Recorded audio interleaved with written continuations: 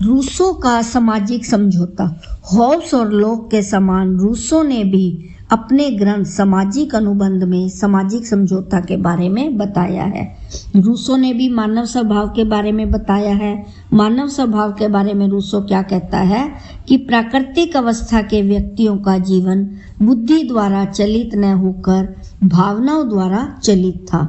ये भाव दो थे, प्रथम आत्मरक्षा तथा सुख की प्राप्ति और द्वितीय दया, यानी कि किसी पर दया करना।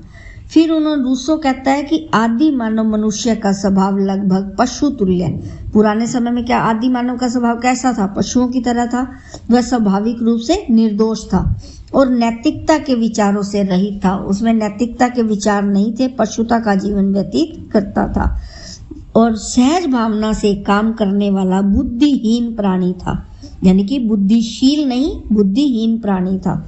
और एक क्या कहा है उसने कि नोबल सेवेज, यानी कि आदर्श बर्बर था। उसमें पशुता जैसा जीवन था, इसलिए उसे कुछ पता नहीं था। मानव स्वभाव उसका ऐसा था। फिर है प्राकृतिक अवस्था। प्राकृतिक अवस्था कैसी थी? रूसो द्वारा विचित्र प्राकृतिक अवस्था न तो होब्स के सदृश्य सभी के विरुद्ध युद्ध की थी, न ही लोक की तरह शांति व्यवस्था जैसी थी। ऐसी दशा थी जिसमें व्यक्ति पशु जैसा अकेला जीवन बिताता था।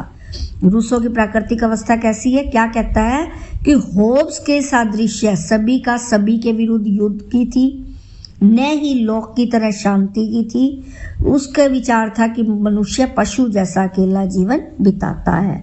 आगे है मानव जाति की संख्या में उत्तरोत्तर वृद्धि होने लगी। जलवायु की भिन्नता से भिन्न भिन्न स्थानों पर रहने वाले लोगों में रहन सहन के स्तर में अंतर उत्पन्न हो गए। प्राकृतिक समानता समाप्त हो गई। आगे क्या लिखा है? संपत्ति रूपी सर्प मानव समाज में पैदा हो गए। संपत्ति रूपी सर्प क्यों कौन हुआ जी? उनकी सुख शांति काफूर हो गई। क्या हुआ? सर्प किसे बोला है?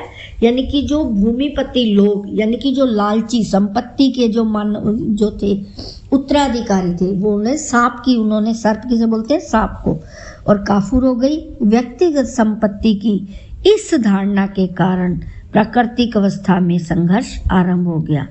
शक्तिवान व दूरदर्शी लोगों ने अच्छी व अधिक भूमि ले ली और औरों को कम व खराब भूमि मिली या मिली ही नहीं। क्या हुआ? धनी और निर्धन में भेद, यानी कि अमीर जो है पूंजीपति लोग पूंजीपति हो गए और गरीब लोग गरीब हो गए। तो क्या हुआ? धनी और निर्धन का भेद उत्पन्न हो गया और निर्धनों ने अमीरों के विरुद्ध षड्यंत्र करने आरंभ कर दिए। जिससे क्या हुआ? जो षड्यंत्र हुए, अंत में क्या हुआ? इस दुर्व्यवस्था से छुटकारा पाने के लिए अनुबंध के आधार पर राज्य की स्थापना हुई।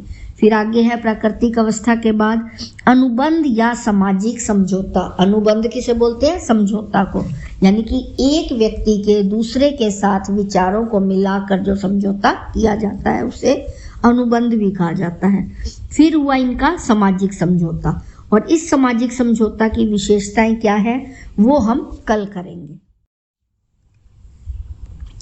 सामाजिक समझौता की क्या विशेषताएं हैं? फर्स्ट है रूसो के समझौते के अंतर्गत प्रत्येक व्यक्ति के दो रूप दिखाई पड़ते हैं। प्रथम व्यक्तिगत और दूसरा समूहगत। फिर सेकंड है इस समझौते के आधार पर व्यक्ति की स्वतंत्रता सीमित नहीं होती बल्कि स्वतंत्रता प्राप्त करेगा। इस समझौते में रूसो क्या कहता है कि व्यक्ति की स्वतंत्रता सीमित नहीं होगी, वह अपनी स्वतंत्रता स्वयं प्राप्त करेगा। थर्ड पॉइंट क्या बताया है कि समझौते के आधार पर जिस सामान्य इच्छा का निर्माण होता है वह सामान्य इच्छा सभी व्यक्तियों के लिए सर्वोच्च होती है, यानी कि सबसे ऊंची होती है। नेक्स्ट है सामान्य इच्छा सदैव ही न्याय युक्त होती है। जो सामान्य है यानी कि व्यक्ति के लिए जो जरूरी है इच्छा वह न्याय युक्त होती है। फिर आगे है सामाजिक समझौता मनुष्यों की स्थिति में एक महत्वपूर्ण परिवर्तन कर देता है। अब समझौता है, इसकी विशेषताएं हैं ये 5। इस प्रकार अंत में क्या कह सकते हैं हम, रूसो केवल सामाजिक समझौते को ही स्वीकार करता है, राजनीतिक समझौते को नहीं। अब आगे क्या करेंगे, रूसो की सामान्य इच्छा। रूसो की सामान्य इच्छा के बारे में क्या है कि क्या है रूसो की सामान्य इच्छा, व्यक्ति समझौते द्वारा समुदाय के लिए अपनी शक्ति का जो परित्याग करता है, परित्याग क्या होता है, जो अपनी शक्ति को छोड़ता है, उससे व्यक्तिगत इच्छा का स्थान एक सामान्य इच्छा ले लेती है। और सामान्य इच्छा के पृष्ठभूमि में यथार्थ इच्छा और आदर्श इच्छा में अंतर किया है। इच्छा कौन सी है सामान्य इच्छा में, यथार्थ इच्छा और आदर्श इच्छा। यथार्थ इच्छा कौन सी है, क्या बताया है रूसो ने, यथार्थ इच्छा और आदर्श इच्छा। यथार्थ इच्छा क्या है, आदर्श इच्छा का एक ही अर्थ लिया है, परंतु रूसो ने विशेष अर्थों में इसमें अंतर किया है।